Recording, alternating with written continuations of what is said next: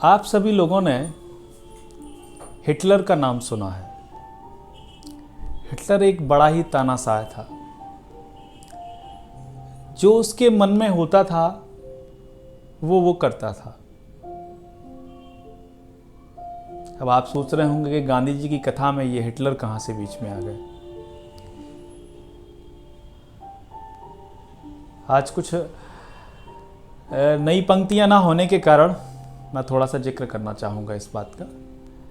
मैं जब नीति शास्त्र पढ़ रहा था तो गांधी जी ने एक बहुत अच्छी बात कही। वो ये कहते हैं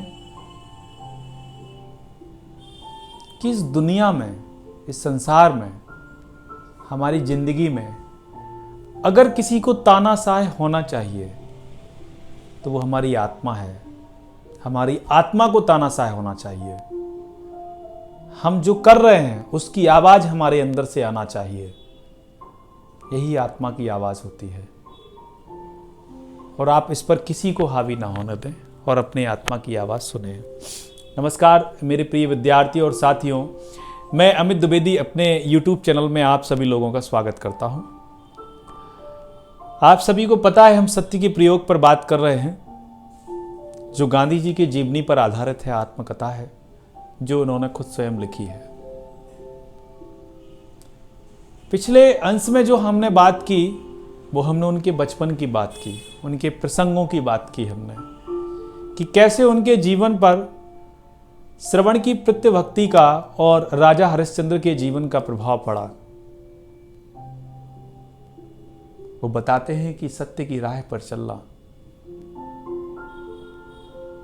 कठिन जरूर है पर मुश्किल नहीं। इसी क्रम में हम आगे चलते हैं। आज हम बात करेंगे मोहनदास के विवाह की बात। बहुत अच्छे तरीके से इन्होंने वर्णन किया है। वो बताते हैं कि मेरा मन कहता है कि मैं इस प्रकरण को बिल्कुल भी ना लिखूं। मोहनदास कहते हैं कि मेरा मन करता है कि मैं इस प्रकरण को बिल्कुल भी ना लिखूं, पर वो ये भी कहते हैं कि मैं जो सत्यवादी होने का जो दावा करता हूं वो इतना आसान भी नहीं। जब सत्यवादी होने का दावा किया है तो उन्होंने अपने विवाह नहीं कहेंगे उसे, बाल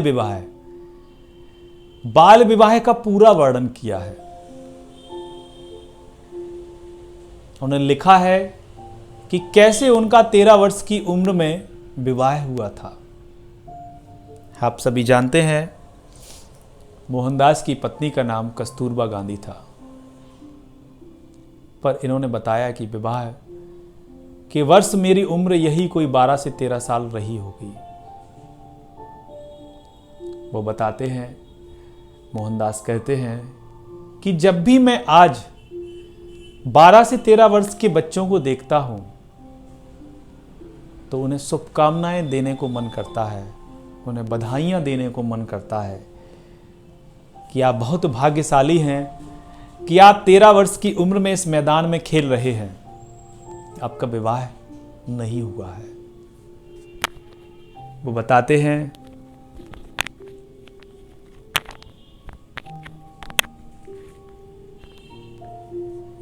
कि 13 वर्ष की उम्र में जो मेरा बाल विवाह हुआ उसके समर्थन में मेरे पास कोई भी नैतिक दलील नहीं है, कोई भी। मोहनदास कहते हैं कि काठियावाड़ में विवाह का मतलब सगाई नहीं होता।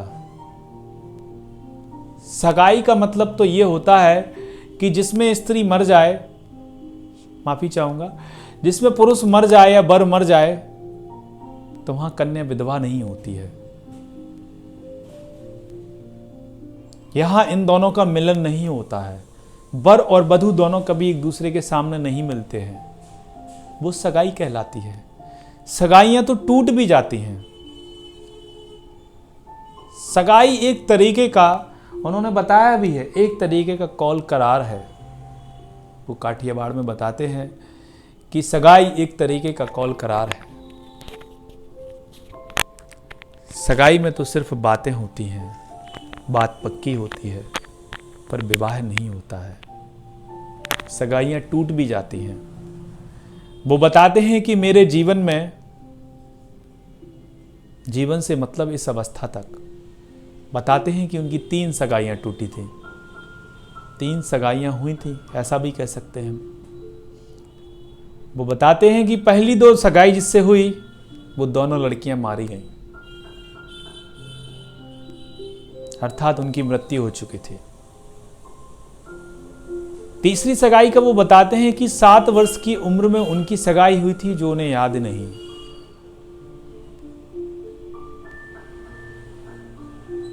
विवाह के लिए वो कहते हैं कि विवाह में तो बहुत सारी रस्में होती हैं, बहुत सारी विधियां होती हैं, लोग इकट्ठे होते हैं। विवाह में तो वर और कन्या दोनों की आवश्यकता होती है, कन्या के बिना और वर के बिना तो विवाह होता ही नहीं। और मैं वैसे ही विवाह की बात कर रहा हूं जिसमें वर और कन्या सभी होंगे। मोहनदास कहते हैं कि हम 3 भाई थे, और जैसा कि मैंने भी आपको जिक्र किया था, लक्ष्मीदास, करसनदास और मोहनदास। वो बताते हैं कि जो जेठे भाई थे, जो लक्ष्मीदास थे, उनका विवाह हो चुका था। अब रहे मेरे मझले भाई, वो मुझसे 2 साल उम्र में बड़े थे, 2 से 3 साल। उनका विवाह होना था। और मेरे एक चाचा के बेटे भी थे जो मुझसे 1 आध साल बड़े रहे होंगे, उनका भी विवाह होना था। तो इस हिसाब से देखें तो हमारे मंझले भाई और मेरा विवाह और मेरे चाचा के बेटे का विवाह होना था। तो घर वालों ने एक बहुत अच्छी योजना बनाई कि क्यों ना तीनों भाइयों का विवाह एक साथ कर दिया जाए, जिससे कुछ खर्चा भी बच जाएगा और खुले हाथों हम खर्चा कर भी पाएंगे, और ज्यादा से ज्यादा लोगों को हम आमंत्रण भी कर पाएंगे। पर मोहनदास कहते हैं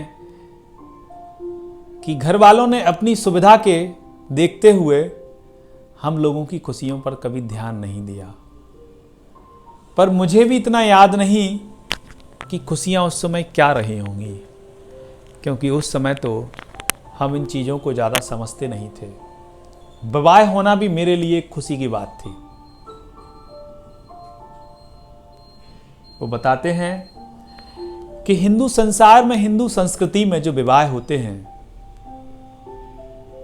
वो कोई एक दिन का नहीं होता है, उसमें बहुत सारी विधियां होती हैं, रस्में होती हैं, कई दिन लगते हैं। लोग कई महीनों से इसकी तैयारियां करना शुरू कर देते हैं।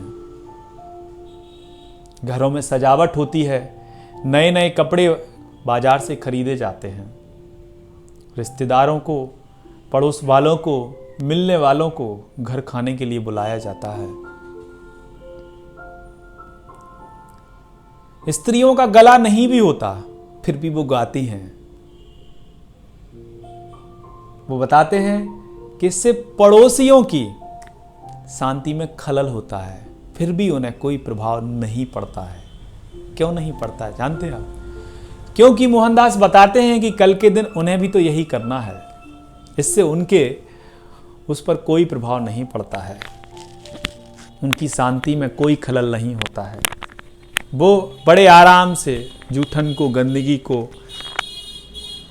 चुपचाप सह लेते हैं, शांति भंग होने को सह लेते हैं। वो बताते हैं कि परिवार वालों ने सोचा कि इतना झंझट और झमेला जब 3 बार में हो, इससे अच्छा हो कि 1 बार में हो जाए। सभी लोग विवाह की तैयारियां करना शुरू कर देते हैं और हम विवाह का आनंद लूटने के लिए तैयार हो जाते हैं।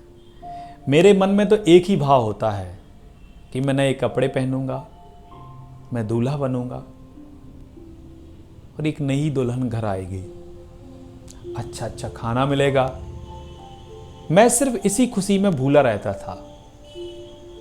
मुझे नहीं पता था कि उस समय बाल विवाह क्या होते हैं। मैं नहीं समझता था 13 वर्ष की उम्र में। बस इतनी सी बात समझता था कि खाने, कपड़े और एक नई लड़की मिलेगी, बस। वो बताते हैं कि विषय भोग की बात, जो विषय भोग की वृत्ति है, ये इस समय मेरे मन में नहीं आई, ये तो बहुत बाद में आई। पर वो ये भी कहते हैं, मोहनदास कहते हैं कि मेरे मन में कैसे विषय भोग की वृत्ति आई, ये भी मैं बता सकता हूँ। पर वो ये भी कहते हैं कि मैं अपनी शर्म को बचाकर रखना चाहता हूँ, तो इसका जिक्र इन्होंने यहाँ नहीं किया।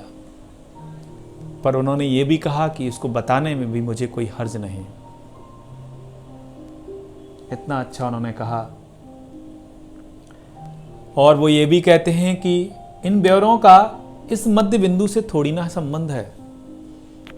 जो है कहानी लिखने में मैंने अपनी निगाह के सामने देखा है। बिल्कुल सही कहा उन्होंने। वो बताते हैं कि हम जो दो भाई थे, मंझले भाई और मैं, हम दोनों को राजकोट से पोरबंदर ले जाया जाता है। वहाँ पर हमारे तन पर, शरीर पर हल्दी लगाई जाती है, तेल लगाया जाता है, जिससे हम लोग बड़े प्रसन्न होते हैं, हम लोगों को बड़ा आनंद आता है, हम लोग बड़ा मनोरंजन महसूस करते हैं। वो बताते हैं इन मनोरंजन की बातों को हम मनोरंजन में ही रखेंगे। मैंने पहले भी कहा कि आप यकीन मानिए कि गांधी जी के जीवन में जो भी मनोरंजन रहा, हम उनको पढ़ेंगे, अवश्य पढ़ेंगे, उनका जिक्र करेंगे।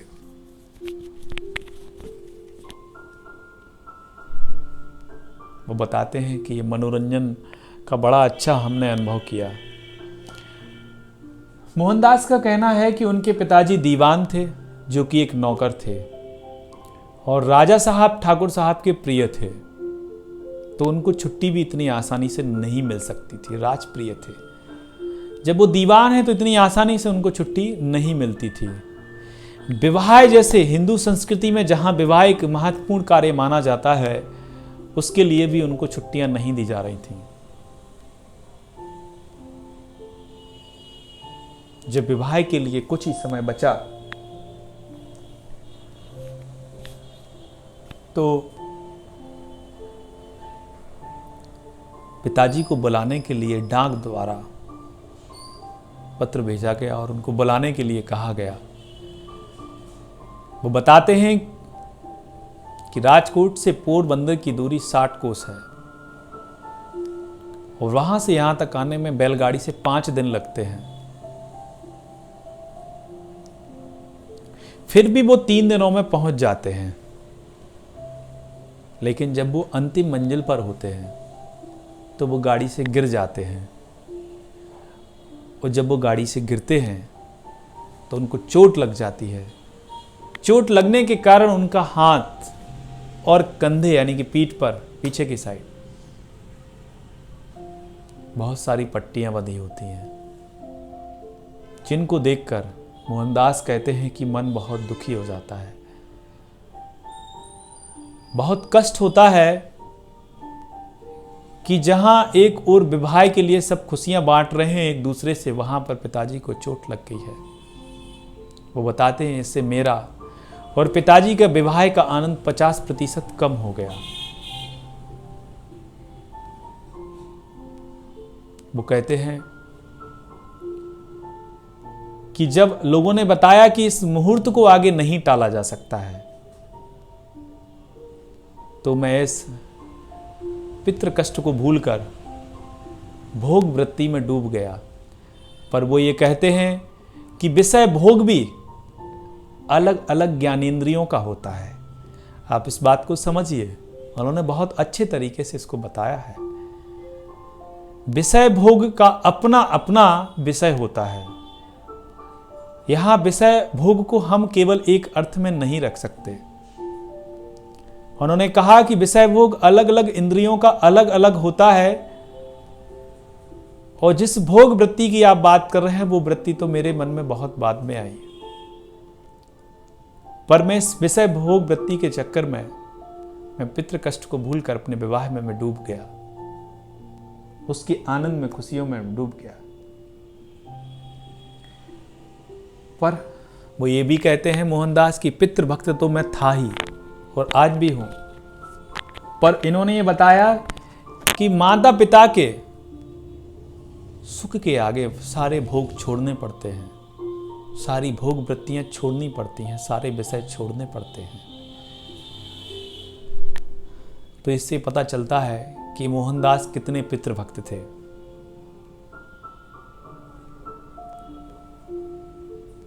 आगे वो कहते हैं, बताते हैं कि जो भोगेच्छा के कारण मैं पितृभक्ति को भूला, उसका दंड तो मुझे भुगतना ही था।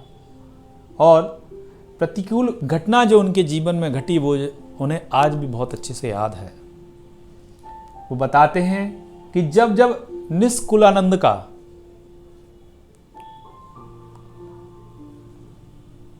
गीत जब वो गाते हैं, त्याग न टके रे बैराग बिना, करिए कोटि उपाय जी, करिए कोटि उपाय। वो बताते हैं कि ये गीत मैं जब भी गाता हूँ तो मुझे हर समय वो प्रतिकूल परिस्थिति याद आती है।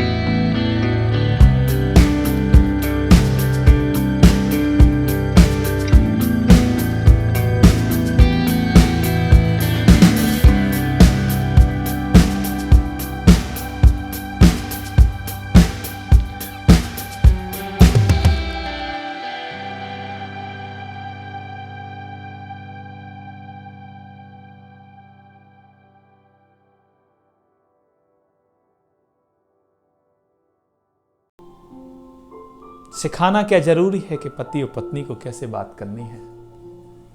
वो बताते हैं कि जहाँ संस्कार बलवान होते हैं वहाँ चीज़ों को सिखाया नहीं जाता है। ये एक बहुत अच्छी बात कही मोहनदास ने कि जहाँ संस्कार बलवान होते हैं वहाँ सिखाने की आवश्यकता नहीं होती है। संस्कार अपने आप बताते हैं कि हमें क्या करना है, क्या बात करनी है। ऐसे बहुत सी बातें इस पुस्तक के माध्यम से हमारे लिए आएंगी। मैं चाहूँगा कि अगर आप ऐसी कोई बात नोट करते हैं तो उसको कमेंट में लिखें। वो बताते हैं कि संस्कार हमें बताते हैं कि हमें कैसे बात करनी है। धीरे धीरे वो बताते हैं कि हम दोनों एक दूसरे से बातें करने लगते हैं, एक दूसरे के साथ खेलने लगते हैं। वो बताते हैं कि हम दोनों एक दूसरे के बराबर की आयु के हैं। वो ये बताते हैं कितने अच्छे तरीके से और साफ शब्दों में मोहनदास ने लिखा कि मैं पत्नी पर अपना अधिकार जमाना शुरू कर देता हूं। मैं अपने पतित्व का अधिकार शुरू कर देता हूं। सुनने में हो सकता है आप लोगों को किसी को बुरा लग रहा होगा कि गांधी जी अपने अधिकार की बात कर रहे हैं एक स्त्री के ऊपर, पर इस बात को हमें समझना है कि गांधी ने इस पुस्तक में जो भी लिखा वो एकदम सत्य है। उन्होंने अपनी बहुत सी बुराइयों को इसमें उजागर किया है और उन बुराइयों को उजागर करने के साथ ऐसा नहीं कि छिपा लिया, खत्म कर दिया, उनको सुधारा है, उनसे दूर गए हैं बुराइयों से। तो आप ने देखा कि मोहनदास ने कितनी आसानी से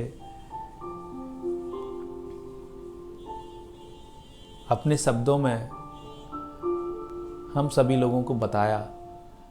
हम इसे आसानी कहें या क्या कहें, ये आप भी समझदार हैं। मोहनदास ने बताया बिल्कुल ईमानदारी से कि उनका बाल विवाह हुआ था जिसके वो कभी समर्थक नहीं थे। उस समय उनके पास कोई तर्क देने के लिए कोई नैतिक तर्क नहीं था, पर ये बताते हैं आज भी कि वो बाल विवाह के बिल्कुल विरोधी हैं। वो कभी नहीं चाहते कि बाल विवाह हो। हम उस समय की बात कर रहे हैं जब ये सारी सुविधाएं नहीं होती थी जिस पर आप देख रहे हैं। तो मोहनदास ने अपने ये विवाह के बारे में जिक्र किया कि बाल विवाह कैसे हुआ 13 वर्ष की उम्र में।